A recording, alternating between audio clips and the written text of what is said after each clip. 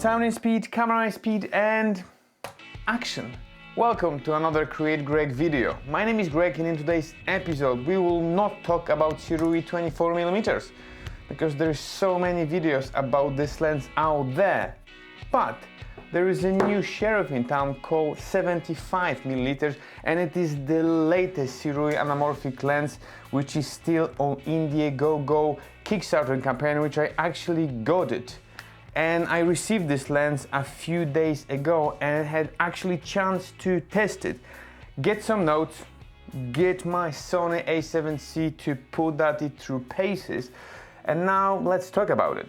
But like with every single lenses, we can talk about the pros and cons, but talking about the lens, it's not all about. It's all about seeing how this lens perform. Recently I went to camping, so I decided to get that lens and see it in practice.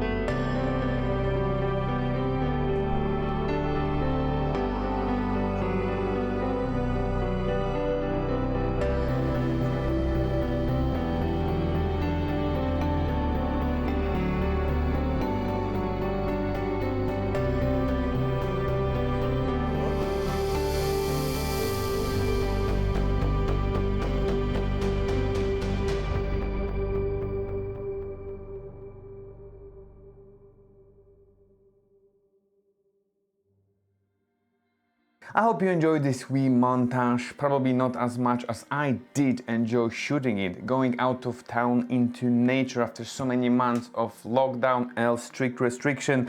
Now it's time to enjoy creating and getting barbecue, bonfire, and just spending time in nature. But today's video is not about me getting sentimental of going out of town. It's all about speaking what's the good, bad, and ugly about this lens after testing it. Let's focus first, truly cinematic lens.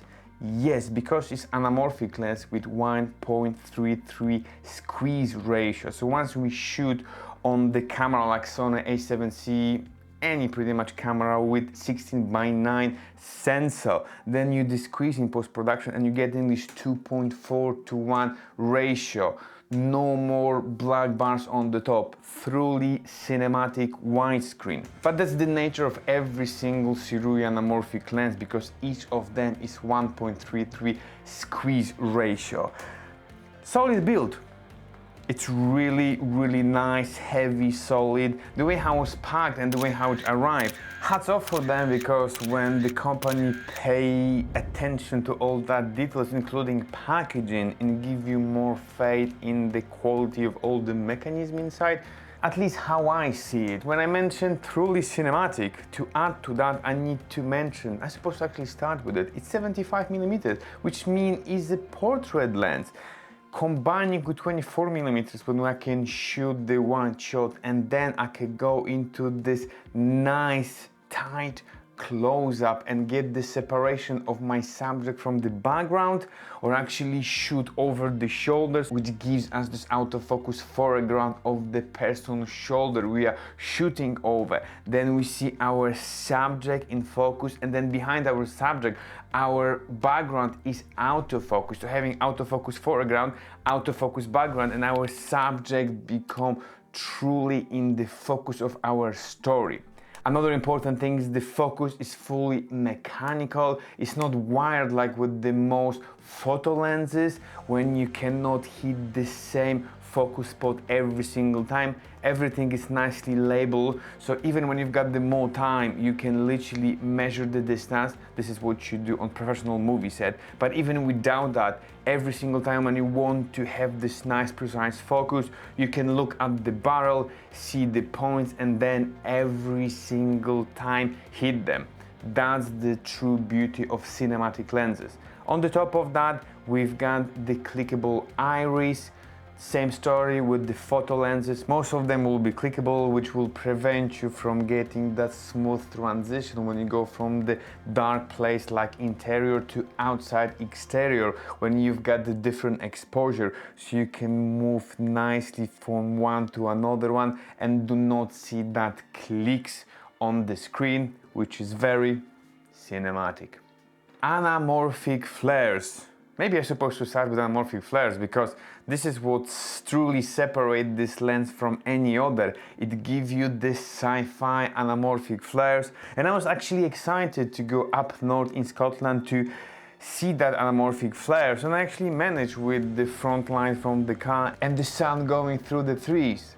But I completely forgot. At this part of the year, in north part of the Scotland, the sun goes down around 11 o'clock and the sunrise is about 5 a.m. Not mentioning we were in the nature, so no street lights I can point my lens into and see that flares. But the flares render very nicely.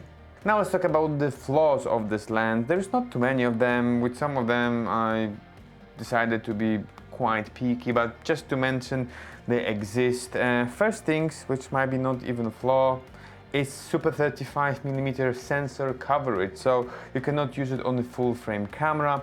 With the cameras like Sony a7C is a full frame camera, but you've got option to crop to super 35, which will get just the part of the sensor, which is perfect for this kind of lenses. With Sony a7S III is full frame camera, but you can use digital zoom to zoom in on the sensor, which will allow you to use that kind of lens, which is not bad at all. To squeeze the picture on the set, you would probably need an external monitor with the option to squeeze the footage. So once you look at the monitor, you will see the proper aspect ratio. You cannot do this from DSLR Sony cameras. I think Panasonic got this option, but not unfortunately Sony. The good things about it, you don't have to actually squeeze it. I've been shooting most of the time without the top monitor, so I was using the small one. The picture was squeezed, but I was still able to pull the focus, and at the end of the day, once I break to my editing software, I will squeeze in post-production, so actually not a big flaw at all. Next thing on my list will be focus ring. I said it's smooth, nice, precise, but it's 180 degree, and right off the bat it's typical for this kind of lenses. But to let you know, if you want to do precise focus manually, like from say 1.2 meter to 20 meters, it's very hard to pull all the way when you're doing it yourself. So to fight with that, you need more practice to do the full rotation 180 degree, or you can get like a follow focus, so it will be easier for you to rotate. It's not the flaw, but the reality. Yeah, I said I'm going to be picky to give you as many things as possible. The other thing to be even more picky is this lens hood. I prefer the one from the old lens, was like more rounded, nice, solid, with this kind of logo. Now we've got the bump, it's like smaller. I know it's the next level of being picky. I just prefer the other one. So SIRUI, if you decide to create another lens, can you get back to this nice lid from 24mm? This one is like, I don't like it. The other annoying things is the diameter of the filter thread. It's 67mm, which is normal, nothing to be annoyed. But on the 24 is 72. Would be amazing if they were both exactly the same, because when you use say expensive filters like some variable ND or Polar Mist Pro or both of them, and you do want to double on spending for buying for both of the lenses and you want to swap between them, you would need to use the step-up rings. No big deal, you can go around it, but if they both or all of them have the same diameter like cinematic lenses from the one family, that would be cool, so you can swap easily your filters when you switching the lenses during shooting. There's a small thing. SIRUI, if you watch that, that would be nice if you think about the small details in the future. But as I said, that's the picky side of me. There is no autofocus and there is no inbuilt stabilization for that lens. Yeah, Guys, let's be honest, like autofocus is a luxury we got used to, and all these cinematic lenses, they are manual, so that's not the flaw. I'm just saying. No built-in stabilization. I think it will make this lens more expensive and complicated.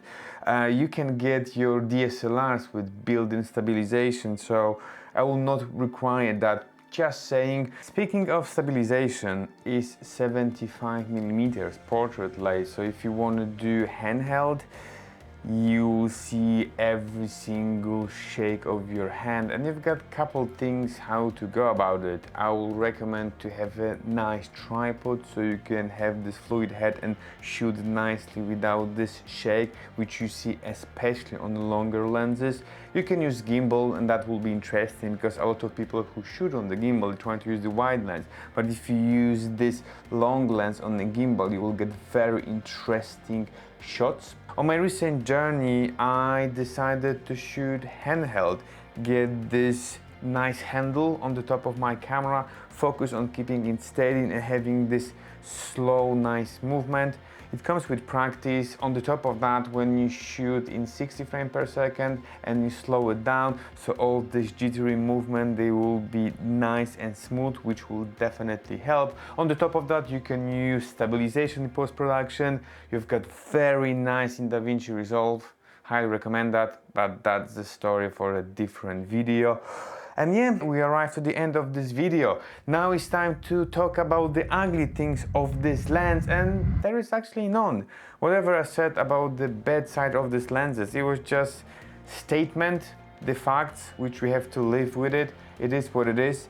Overall, it's superb lens for a very good price, especially now they've got this campaign for another 2 weeks, which you can get this lens 25% off. I'm not affiliated with SIRUI, I just like their lens because for the amount of money you pay for it, you will get anamorphic lens, which are very, very expensive, so they did a great job. Guys, I hope you enjoyed this video. If yes, consider leaving the thumbs up, I would really appreciate that. If you found something valuable in this video and you want to try one of these lenses, or even better, you've got some of these lenses and you shoot some epic footage, drop them down in comments, consider subscribing, it will always help. If you didn't like this video at all, well, at least I hope you like anamorphic lenses. If you don't like them at all, as well, it is what it is. Guys, next week I'm going to post another video, so everyone more than welcome. Until next week.